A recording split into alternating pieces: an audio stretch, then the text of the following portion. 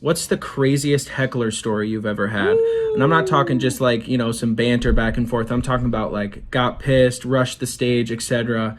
I've never heard that asked on here before, and just wanted to know. Thanks, guys. Love you both. Cheers, brother. Thank you. That's a classic. That's a good one. You got one? Well, I've had so many bad heckles, but the one that really fucked me up was I was kind of new. I was probably like 3-4 years in. I got a college gig, which was huge. Yeah. Good money, fly you down, put you up.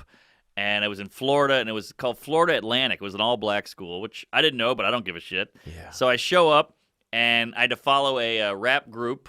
It was like kind of a talent night. Oh. I had to follow a rap group, and they were like twirling shirts going, kill Whitey, fuck the cops, I'll kill you, fuck this bitch or whatever. And they're killing. Like the whole place is jumping. Yeah. It was the DNC, basically. Yeah. And I remember there was like a little cute, nerdy black girl with a clipboard going, okay, you're next, and I just want to let you know it's very diverse. Like, it's not diverse, it's all black. I'm the diversity. But whatever. So it was me and this other kid, and we were both supposed to do 30 minutes. So, these people don't want 30 minutes of one guy. So he goes up first, and they trash him immediately, and he gets off after like a minute and a half. And I was like, what are you, crazy? You got to do your time at least. So he's like, fuck this, I'm out of here. I'm calling my agent. He was like he had self-esteem, this guy. Oh, yeah. Yeah. So then I'm like, all right. And then they bring me up like, oh, we got another live one coming up. Oh, baby. And he's looking at me like, oh, this guy's a goner. Like, I totally set up for failure. So I walk on stage, and I'm walking to the mic. The mic is like right where that camera is, and I haven't gotten there yet. And some guy goes, look at this fag. Kills.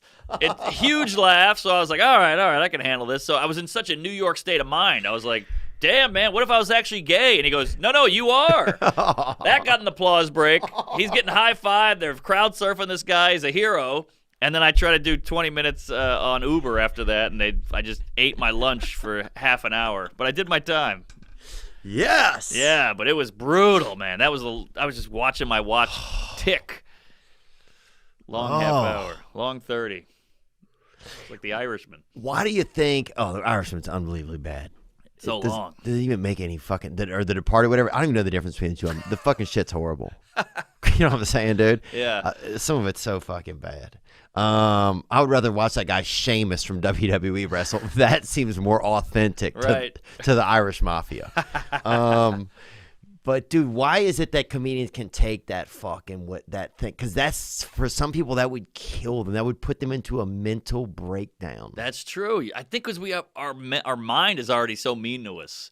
So we're like, oh, I can handle this. And they were kind of laughing. So in a weird way, I was like, they're trashing me. I'm the punching bag. But at least I'm creating entertainment. Even though I am the butt of the joke, we're all having a good time. I mean, I'm not, but they are. Right. So there's a part of me that like, all right, at least this is kind of fun for them.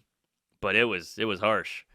Yeah, even though I'm the butt of the joke, at least they're having a good time. Yeah, like if I wasn't there, they wouldn't be laughing. Right. And they're mocking me, and it hurt. But at least I'm a part of something. Yeah. So I took it. Yeah, man. I had one like that at University of North Florida. They booed us off They booed me off the stage. They didn't know I had to come back out in Florida. Yeah. They didn't know I had to come back out between each. It was a battle of the bands. Oh, yeah. They didn't know I had to come back out again between each band. I burned I was supposed to do 5 minutes between each band, right? I told them I had 40 minutes, bro. Yeah. I had fucking 18 minutes. Woo. I burned it all out the first time, and I had to come back out fucking like 6 more times. Oh, my God. You just got to start riffing. What is that, a clock over there? Yeah. Holy hell. Oh, it became a running gag when I ran. At least about the third time, the fourth time, it was like, no way, this dude's back. I actually physically became the joke. There was one time, and they used to have this room in L.A. called, it was like at a bar cafe in UCLA in Westwood. It was like, college kids are ruthless. Yeah, and it was UCLA bar, so there's no chick. It's a sad environment for like compared to what most college kids are used to. Yeah. So one kid starts heckling me in the audience, dude. He's talking shit, right? I got just lost it, man. I get off stage. I'm coming at the dude, start choking him. What? Yeah, choking the guy. Wow. And I didn't realize I had the mic in my hand the whole time I'm choking him, right? Yeah. You could hear the swallowing. Oh, yeah, you could hear it all. It's crazy. And I'm like, why were you being so mean to me? Just the fucking lamest thing you could say to somebody. Yeah. But and people were dying laughing because he and I are tussling, but the mic is right there. Good for you. But I had one similar Hartford Funny Bone. This is years ago. It's probably like 25 people in the room. I'm eating my ass.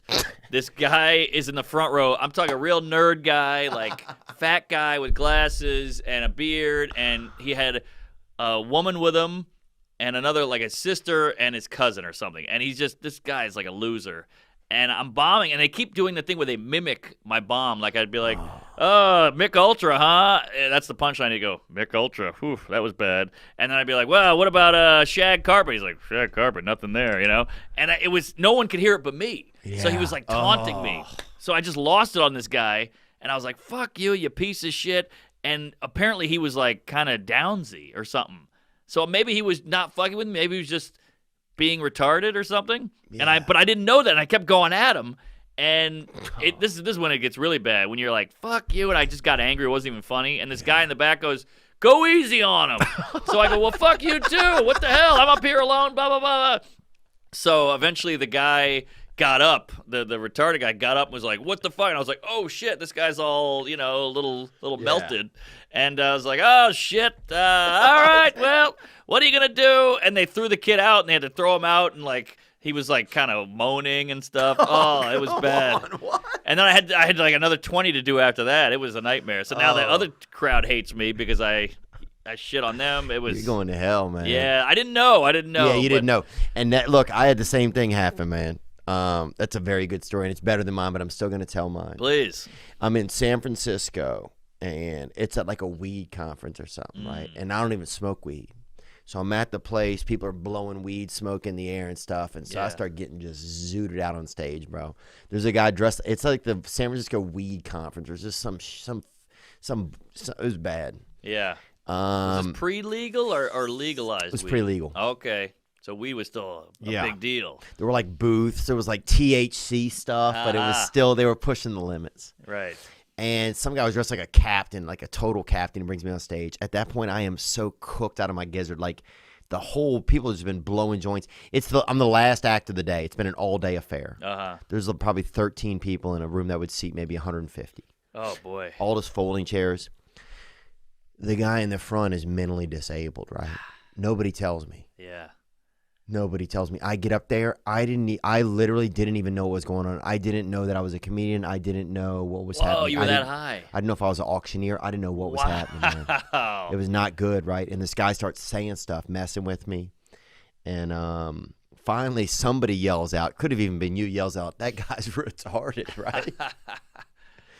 And I was like, well, put a sign on him then, right? That's a good line. And then finally, it was the first laughs I got, dude. And I quit. I got down. I was like, I'm done. I think it had literally been 4 minutes, dude. But when you're high, 4 minutes is like a week. I think the guy there was like, man, you did great, dude. You did great. Oh, paid me good. my money. All right. It was that's a booked happy through an ending. agent. Yeah. They paid me $1,000. Oh, that's big. That was big. Not a bad gig. Just trash this Downsy kid and get a check. Yeah. But dude. Could be worse. Hope you enjoyed that video, and you can watch another. And you can watch this one, you can watch this one. Different options, different choices. Some guy just brings you one option, not this guy. 2 options. Watch one, this one or this one.